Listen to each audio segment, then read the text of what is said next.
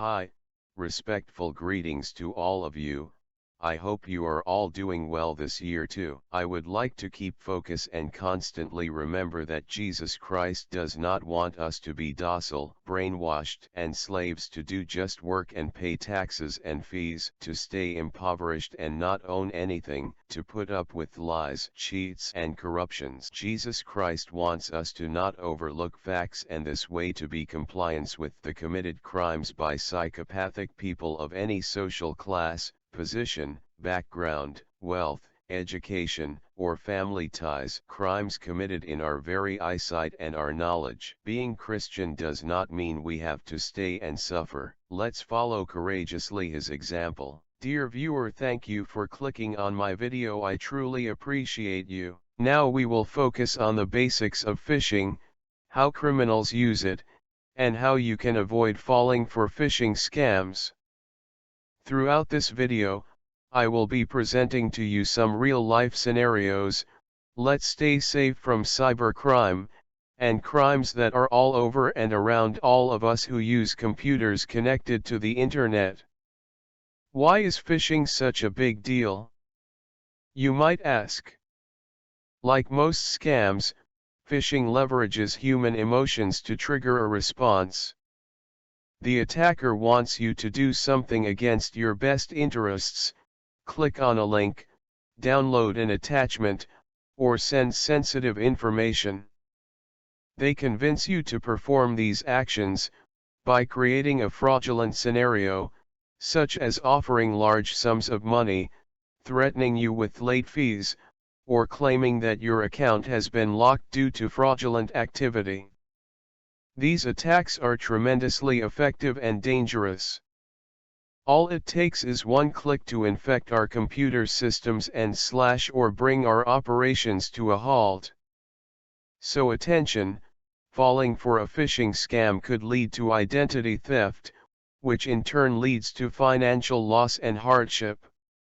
It's important to remember that cybercriminals have no bias.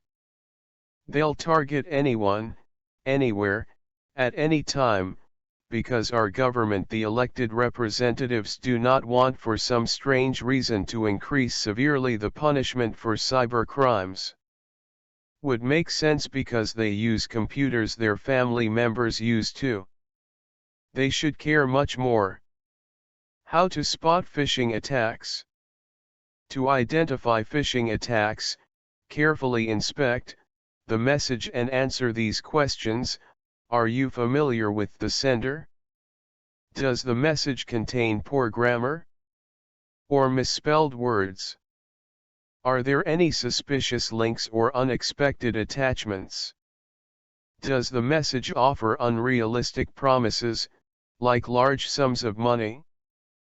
Does it plead with you to click on a link, download something, or send personal information?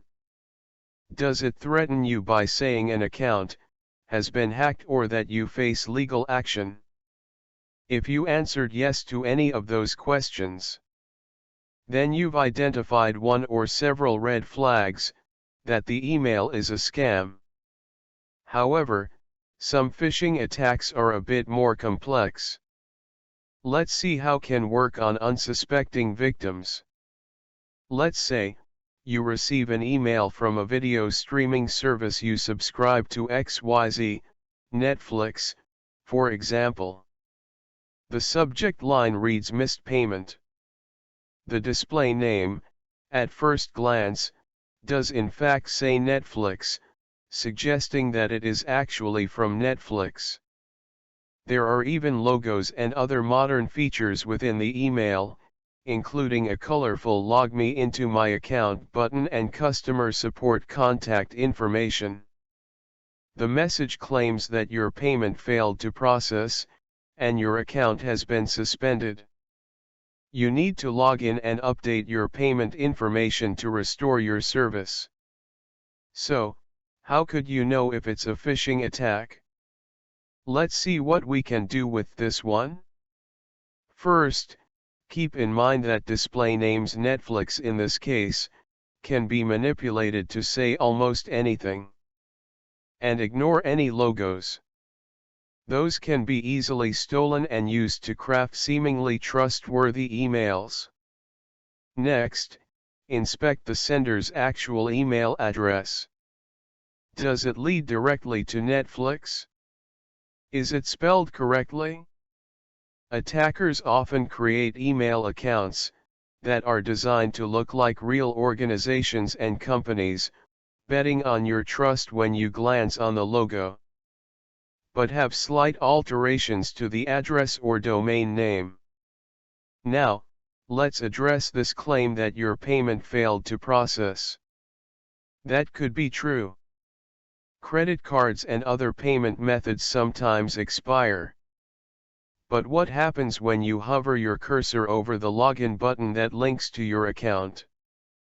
Does it reveal a URL that looks legitimate? Take your time, do not panic, and examine carefully the logos and URLs. Nobody, no service or companies want your money in an instant. If they do, flag them not trustworthily. In a lot of cases, phishing URLs will be shortened, unrecognizable link, or lead to a website that has nothing to do with the context of the message. To recap this important tip, by slowing down and taking time to go through the steps I've covered, you can avoid becoming a victim.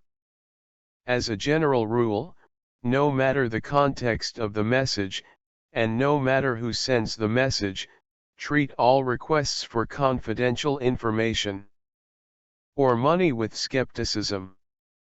Always hover over links and report all phishing attacks immediately.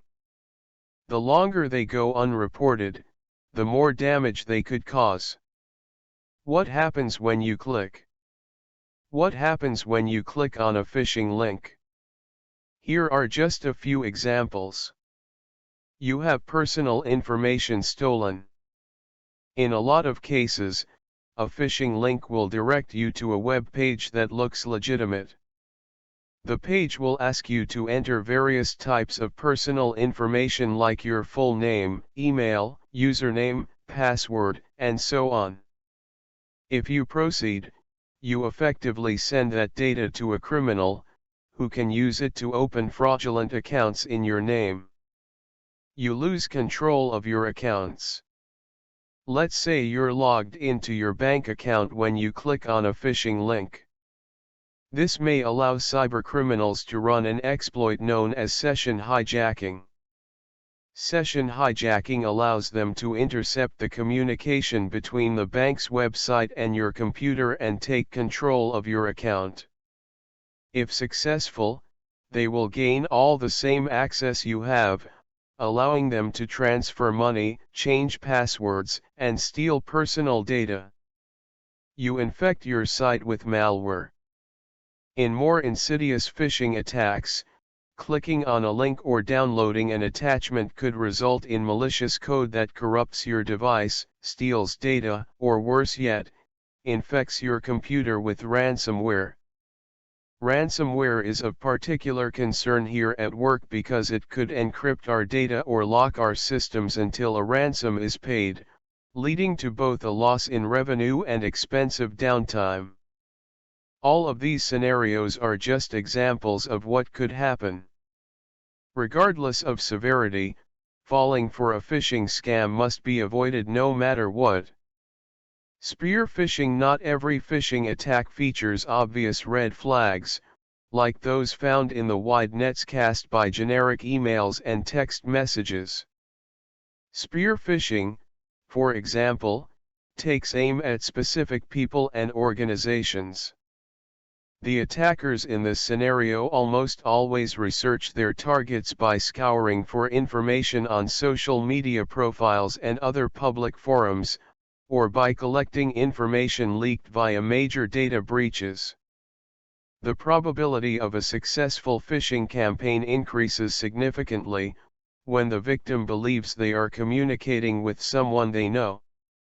This is especially true when emails appear to come from someone within an organization, a form of spear phishing commonly known as BEC, short for Business Email Compromise. BEC, also referred to as CEO fraud, often utilizes email spoofing, a technique where the attacker either impersonates or gains access to an individual's account, and uses it to send phishing emails to the victim's coworkers. Imagine if you received a request from your boss, asking you to provide highly confidential information. How much more likely are you to comply than if it came from a random person? Advanced phishing techniques reinforce the importance of awareness. Those with high-level access to data or the ability to transfer funds should be especially cautious. Never assume that someone is who they claim to be. If you receive a request to reveal confidential data or wire money, verbally confirm it with the sender before taking action. At the very least, set social media accounts to private, and never share anything that could be used against you. Phishing or phone ringing. Here is a phone conversation example. Phone is ringing, Bob picks up the phone. This is Bob. In the other end, Dan. Bob: hey. Yeah, this is Dan calling from IT. We're updating all systems on our network and yours is next on my list. Can you give me a quick moment to walk you through what you need to do? Bob: sure, I guess. But usually these updates are pushed to us remotely. So, I don't understand, Dan. Yeah. Right you are. Unfortunately, we've discovered a zero-day flaw in a browser extension from one of our third-party vendors.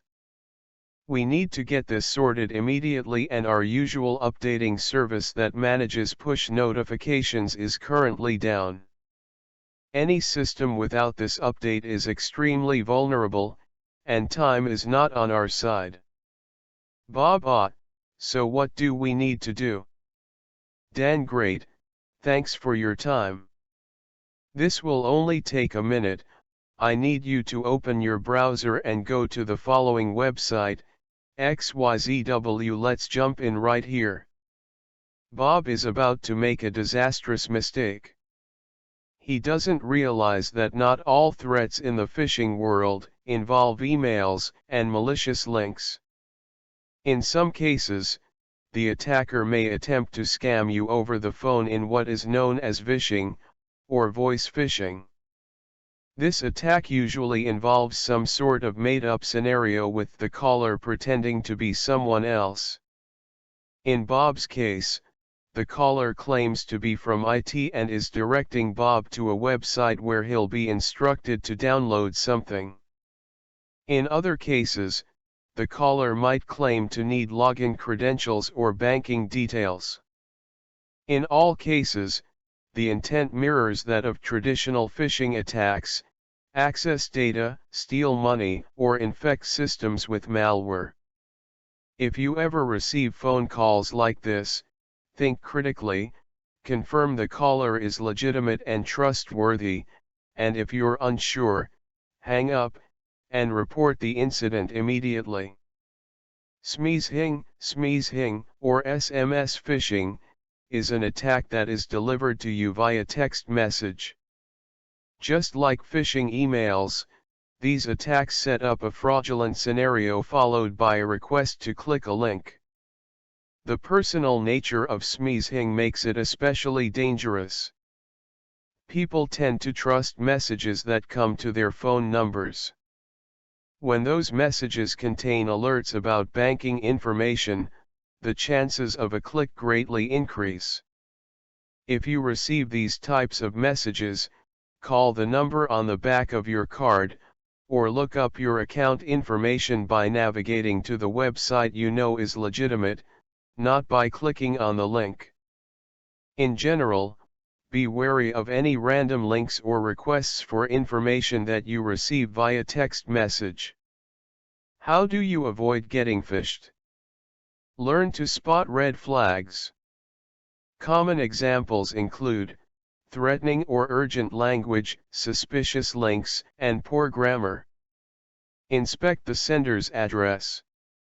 Look for anything odd, like misspelled or unfamiliar domain names. Master the mouse over. Always inspect the URL by hovering over it.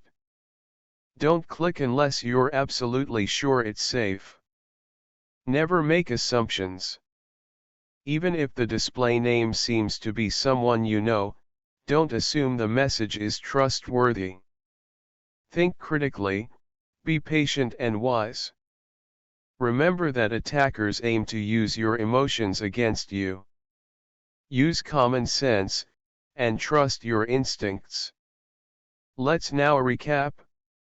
Let's quickly recap what we've covered in this video and focus on a few highlights. Phishing is all about leveraging human emotions to convince people to take a risky action. Most generic phishing emails are easy to spot thanks to obvious red flags. Some attacks are sophisticated, such as when the attacker poses as a member of our organization.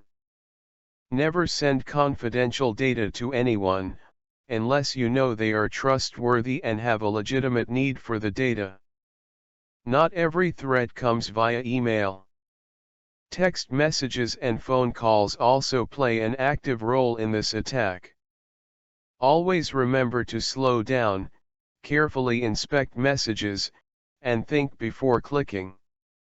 All phishing, smishing, and vishing attempts should be reported immediately.